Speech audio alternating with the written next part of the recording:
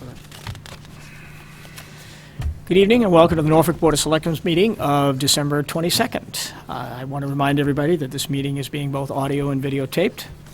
I want to thank my associates, Mr. Bugby to my left, Mr. Palumbo to my right, and Mr. Hathaway to my left for volunteering to show up 3 days before Christmas. And Mr. Bragdon, thank you for joining us as well. Our meeting will be brief tonight. We just have a couple of items to talk about. So a brief town administrator report. We have a proposed amendment regarding an issue that's before the legislators that we have to discuss. We want to just briefly mention about the upcoming meeting at the library on January 7th. And we will have an executive session to update the board on some contract negotiations with both the police and the fire. Did I leave anything out, Mr. Hathaway? No, sir. Okay. Where shall we start? Well, how about just, I mean, you basically said what I wanted to say was we're gonna have a meeting on January 7th, open to the public. I will post the board if you folks want to attend as well, but January 7th at 7 o'clock at the library to answer questions, talk about the finances in case people have questions about that. Jim and I did do a TV show and talk about the finances, so you can see that on NCTV's website if you haven't seen it. But we're certainly willing to talk about it again or answer questions at that January 7th meeting. Chiefs will be there. Scott will probably be there because he likes to go to those things. So I encourage people to be there.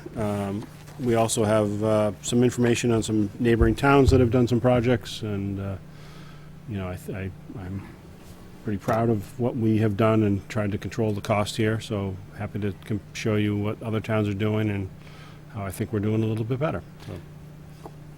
Question, or not question, but is it possible, and it's last minute, but if before the 7 o'clock meeting, would the police and fire station be willing maybe to, I don't want to say open house, but open up the doors, because I think seeing is believing what the condition of the inside of the building looks like. Say it before the meeting, say like at 6:30. If I don't know, do you know what I mean? They can go and walk. We don't have to be there, but the chiefs maybe if they can be there, their staff. Sure, I'll talk to the chiefs. I mean, I don't know how many people take advantage. I would be surprised if it was a problem, so we can. The people should plan on doing that. We'll open it up. Good idea.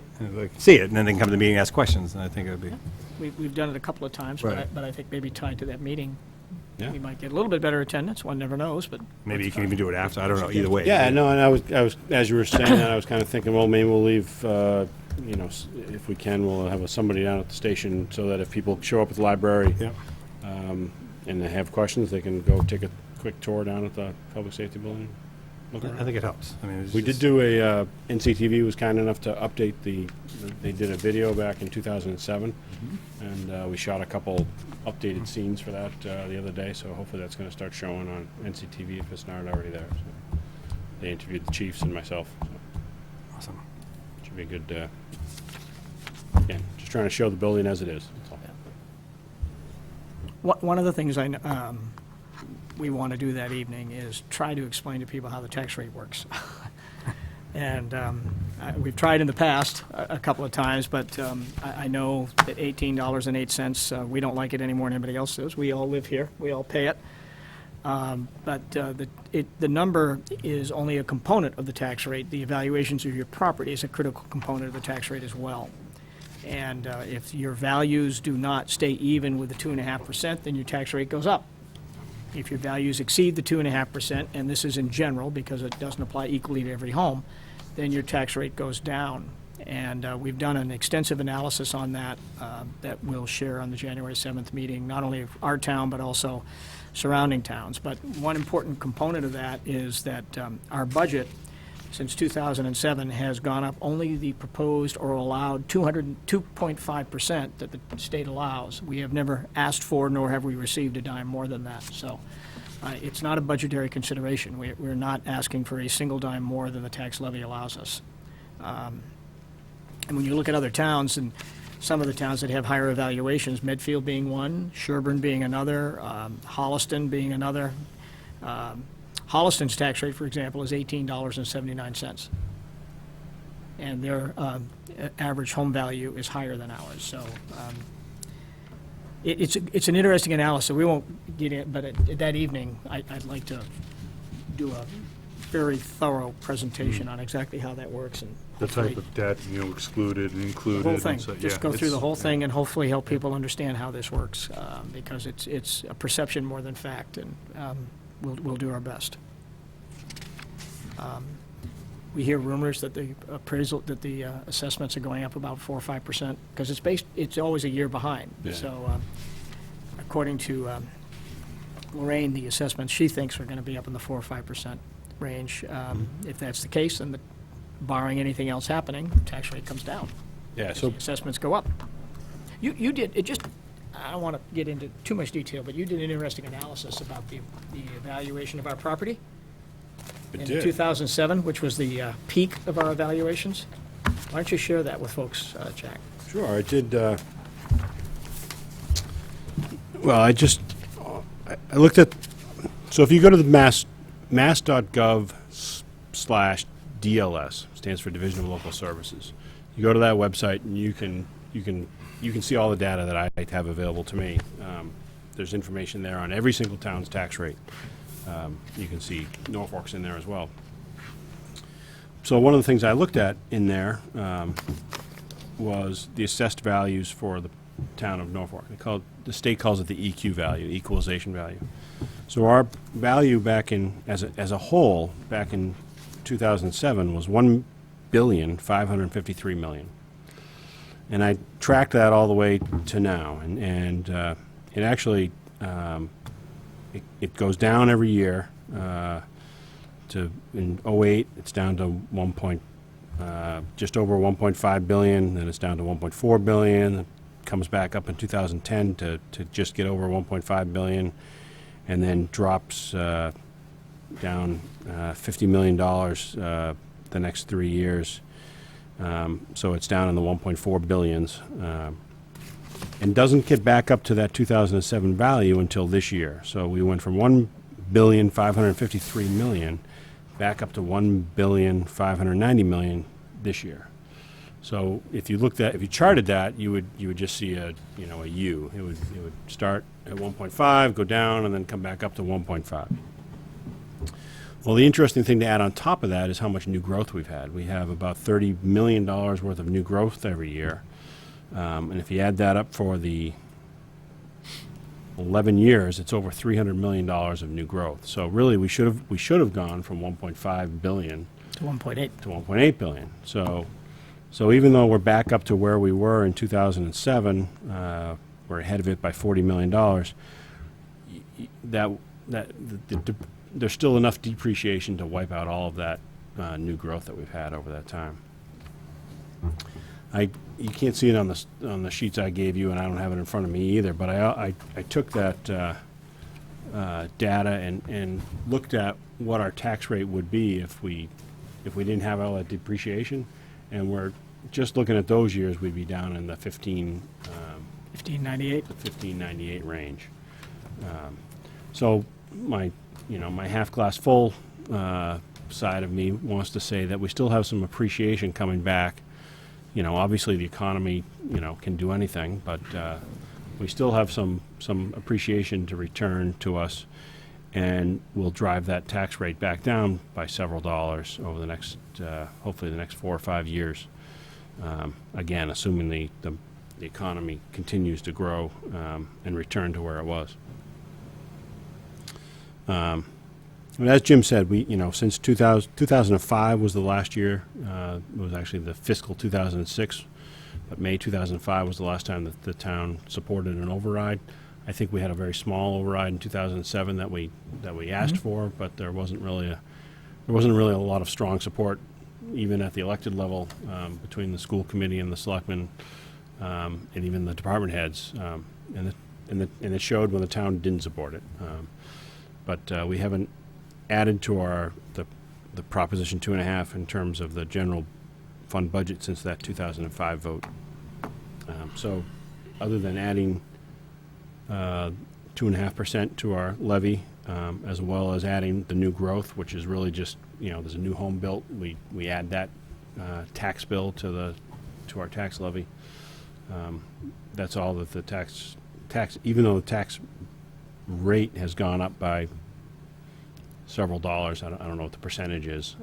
The tax bills have not, on average, have not gone up by more than 2.5% over that same period. Looked like you were thinking of No. noodling the question. No, not a question. I just, like you say, because I think people get hung up on the tax rate at 18. To me, if I was an NM homeowner, what, over the same period of years, what has the average tax bill been on a phone? That's what's the most relevant. What's your tax We can bill? look at that. Yeah, If your assessed value was back to 207 levels, Yeah. taking out the new growth, if you were at that assessed level, if that number were there today and the tax rate was 1598, your tax bill would be the same. That's what I think people miss sometimes. The amount of money you would pay, it's calculated differently because the Yeah. appraised value of your home is higher. That's what I'm trying to say, is that when the value of your property goes up, the tax rate comes down, the bill remains the same. To me, that's what people really should Right, consider. and it goes, and theoretically goes up by 2.5%. Correct. Well, 2.5% every year, Yeah. but it stays consistent. So that's the part that confuses people. If we were back where we were, not Rentham, Medfield, you just looked it up today, Jack, and thank you for that. You said the average home was, One other copy I can. the Jeff average doesn't home have was that. 586, what was it? I believe. I'm not finding Oh, it, but. Medfield, Medfield, 586. The average home value there is 586. The average home value here is 430 some odd, 430 some yeah, odd. so what's Medfield's tax rate? Medfield's tax rate is 1675, I believe. Yeah. And they've just approved a new public safety building, which will add another 54 cents. So they're going to be at about somewhere in the neighborhood of 1728. Right. So the same house in Norfolk, average home, same average home in Medfield will have a much higher tax bill, even though the tax rate is lower because the assessed value is higher. And if you look at Holliston, that's true. If you look at Sherburne, that's true. The other thing that is interesting is the amount of dependency we are in residential. Foxborough is 73% residential. Holliston, which shocked me. I didn't realize Holliston was 87% residential. I Look thought at it that was whole higher. Route 16 stretch. Medway, Industrial 84%. park. Plainville, 67% residential. Rentham, 74% residential. These towns can all have a split rate. We can't because we're 93% per residential. So we are who we are. I mean, we're a residential tax-based town. And in our build-out, we're still going to be pretty close to that. It'd be interesting to look at those towns, some of those towns too. I mean, you could spend a lot of time looking at that, but it'd be interesting to look at some of those towns too, because my gut feeling is that commercial and industrial property doesn't drop as dramatically, it doesn't fluctuate as much as residential. But it didn't in Norfolk.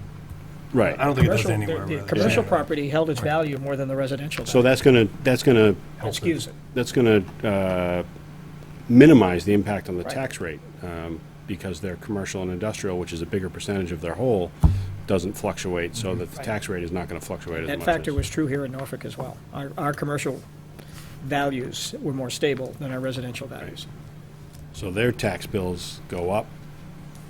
The commercial and industrial in Norfolk, if what you just said is right, which I agree with, their tax bills actually go up substantially when we depreciate the residential properties because their You're picking up the relative difference. values are higher. Right. Yep, exactly right.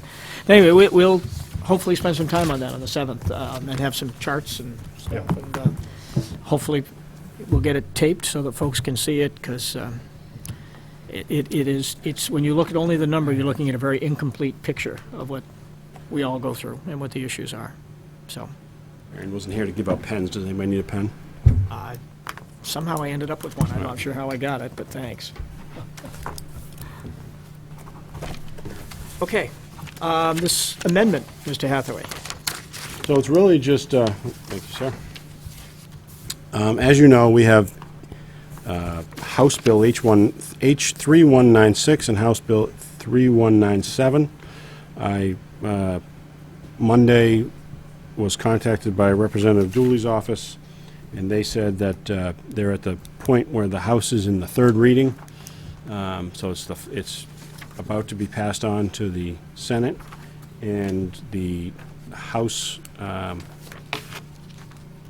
attorney would like to just change some language. And if you look at 3196, which is Coles, it has the red lettering there. They removed the words "their date," which was intended to be their date of their date of their 65th birthday. it just had their date in there, and they thought that was ambiguous. So they struck those words, their date, and put in their actual 65th birth date in there. So the intent of this is that it allows the town to, as we said, the towns to contract with these two gentlemen beyond their 65th birthday, up to 5 years, assuming the selectmen at that time wish to do so. And it would then, in terms of their retirement, they would stop paying into their retirement at that time, but they wouldn't receive their retirement until they actually retire. And then at the time of their retirement, they would actually receive what they would have started receiving at the time of their actual retirement on their 65th birthday. So, The English version of that is they don't accrue any additional benefits past 65. correct. Correct. So this just, again, this just strikes the words, their date, and puts in the actual date of their 65th birthday. So when we approved this at town meeting, a year or so ago, we had language in the warrant article that allowed the selectmen to make technical changes based on, that came back from either the House or the Senate. So the House now at this point is asking us for you folks to allow those changes to go through. So you want us to vote these two specific amendments and the language contained? Is that Yes. what it is? Yep. Okay. Do we, So moved. Second? any further discussion? All in favor? Aye. Aye. Aye. Thank you, Representative Dooley. So now we'll hear from Senator Ross. Hopefully, Do we need to sign anything on this, Jack, or just, I don't think so, but I will, why don't we each sign the bottom of one of these? okay. Just so you have it for the record. They won't put a date on there. Sure.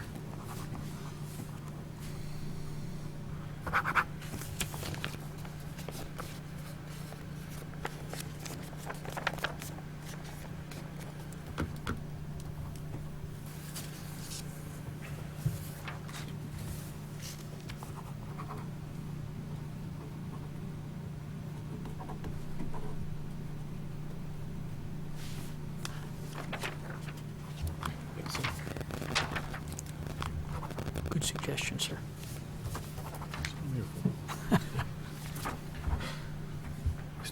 Just so you have something. Thank you.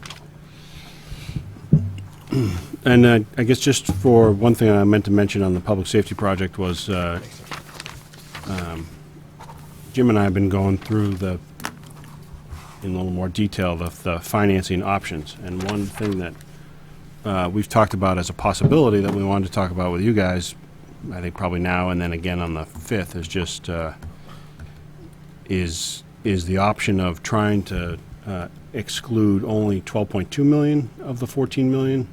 So the project is going to be as you know, is going to be $14 million, and that 14 million includes the 1.1 we've already paid for the building, includes the $700,000 that we've already received approval for to use for engineering and architecture, as well as some site work. And then it includes the 12.2 million recently approved by town meeting that is contingent on the debt exclusion on January 19th. What we've talked about, and it doesn't, we don't even really need to make a decision until we get bids back and all that, just the way that would mechanically work.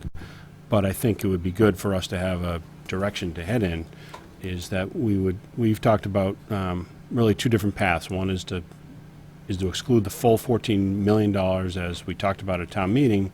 The other thought that we had is to just exclude the 12.2 million that was recently approved, and what we would try and leave that 1.8 million dollars in a sense in the operating budget, and we have the ability to, as the Freeman Kennedy project gets closed, to apply some of that surplus that we're going to have in that project, that 1.8 million, and we're hoping that's going to be close to $1 million, and then use the revenue from the dispatch center to pay the debt on it would be money that would go into the general fund, and then would pay the debt on that other $800,000.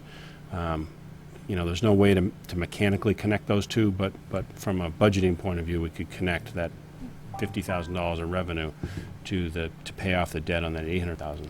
So the only increase so we're trying to minimize the increase on the tax rate. So I just wanted to mention it because, you know, again, we don't have to make that decision until we go out to bid and we know what the project cost is and all that stuff. The ballot question just asks you to exclude the project cost. It doesn't ask you to exclude a specific dollar amount. It's kind of goofy. I don't agree with that, but that's the state law. So I just so again, we don't have to make that decision tonight. But I think I like the concept anyway. And I really like the concept. I think we have to make that decision by January 7th. Because you I can't, think it'd be a good you can't present, sales pitch. well, we could do A, we could do B. I mean, Just tell people what we're gonna do. We need to present the final. Yeah, I like the comfortable, 12, I mean, we have no problem in the budget, we have room in the budget, you know, given assuming the 50,000 rent to cover the 800,000, I don't know what the interest payment Yeah, is. I think so. Yeah, I think I don't. Well, 50 grand will cover that payment. Yeah. Then I'd rather not put it on the taxpayer than that way. It's our budget, you know, it's part of the budget. It's 7 It's the cents. taxpayers either way. It's 7 cents on the tax rate. That's a lot. So it ends up, if we go out to funding in 2018, we'd end up with a net differential between where we are today and the refunding of KP. We'd end up with a net differential of 52 cents versus 59 cents. Yeah, That's meaningful. I think so too. I'm fine with that. Okay. I just. Or I should say $52, well, 52 cents on the, you know, however you want to word it, but $52 per Yeah. 100,000. I know it's not $24. It is not 26. Any update on the potential date for the reimbursement on the school? I mean, is there a milestone date out there? No, Ingrid has been managing the day-to-day connection with the architect, and Merrimack is the company that's doing the last repair on the roof that's getting done. And we've there was an email yesterday saying that we have finally gotten the last invoice from them. So now she's contacted Leo Bedard, who's the chairman of the building committee, and asked if him to authorize scheduling the last meeting of the school building committee. So once we do that, then the SBA will do whatever they have to do to close the last bit of the project. The only other thing I had was just to go into executive session to talk about some union updates. Have you made a hire on the new maintenance position? We did. We hired Matt. I believe his last name is Hafner, if I got that right. Matthew is a resident in North Attleboro. He's employee. He's got a career in HVAC behind him, as well as more recently worked as a facilities manager for Massport. Young guy, young by my standards anyway. He's around 40. It's young. Yeah, I even said I that. know. It's young. By all our Hurts me to standards, say that, but yeah, he's young. I would say a real interesting guy. He spent time with us here touring the buildings. We had brought him in for a second interview along with another candidate. Toured the buildings, met with some of the staff, spent a couple hours over at the school with the business office, and then with the custodians. He and Bob and I sat upstairs because we had him last, so we kept him over time. We spent a couple hours talking about the plans for the library, because Bob has plans to, there's 2 boilers over there, and he's going to replace one of them with a gas boiler. We actually just had the gas line installed off of Main Street, and I sat there and listened to stuff that I don't really care about, but they talked about the difference between having a gas boiler and an oil boiler versus having a boiler that can burn gas or oil, and you have some conversion going, and it was Bob afterwards, I could tell he was all excited because this was a guy that he could bounce ideas off of, and the two of them will have they could come up with different ideas and but not butt heads while they're doing it. So obviously, we do not go to lunch with them. Talk about boilers. Unless you want to talk about, you You like first. that stuff, Yeah. you're better at that stuff than I am, I should say. I like to just hire somebody to fix my stuff. So. I'm with you. I wish I could do it, but I just don't have that talent. I can paint the heck out of a house, though. Good to know. So Matt will be great. He's going to start on January, it's a Wednesday, first Wednesday in January. Schools are happy? Schools are very happy. He's going to work out well. Good. And he's local. He's North Attleboro, but he's relatively local. Great, that's good news. That was important, because we need him here sometimes in a pinch. And Toby is retiring, I hear. Toby Lyons, longtime employee, head of the facilities over the school, is retiring, so we'll be sad to see him go, but Well, it's not, it's the schools, but I've known Toby a long time. Yep. And he's devoted a lot of time and energy and skill sets to the schools, and we thank him very much for all those years of Is he service. going to have some overlap then with Matt, or is it? he's going to retire right at the end of December, but Ingrid is going to bring him in a few days to overlap on a per diem basis. And Toby will still be, as I understand, still umping baseball and reffing football that he's been doing for hundreds of years, I think. That he has.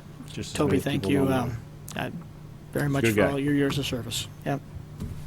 Umpiring's a little shaky, but no, I'm kidding. What's your grandkids out? They're going to get I- calls. Be he- careful what you say. He's been That's umpiring a a long fellow time. referee, He's yeah. been, he umpired my kids. I mean, he's been doing it a long, long time. And I know he loves it and enjoys it. He does. I'm sure he'll still do baseball for a long time. Before we go into executive session, anything, Scott? I'm good. Okay. Jack? Merry Christmas. We will be going into executive session. We'll take that vote in a second, but I want to wish everybody, as we will not be coming out into public session afterwards, I want to wish everybody a very, very joyful and safe holiday. I hope you have lots of time with family. Enjoy the warm weather. Hard to believe it's going to be almost 70 degrees on Christmas Day, which probably means January and February are going to be real nasty to us. Mother Nature has a way, but we certainly hope that everybody is safe and has a happy and joyful holiday. And Mr. Palumbo, Mr. Bugby, Mr. Hathaway, Scott, thank you for all you guys do. As we start a new year, we won't be back together until 2016. Hard to believe. Oh, yeah. But thank you very much for all you guys do. It's a great, Thank you. great group, you. great team, and you. very, very grateful. And thank you, It's Jim. a pleasure to work All with you do. guys. So may I have a motion to go into executive session? So moved. Roll call vote. Second. Scott Bugby, aye. Jeff Palumbo, aye. Jim Lehan, aye. Thank you all very much for joining us, and again, Merry Christmas.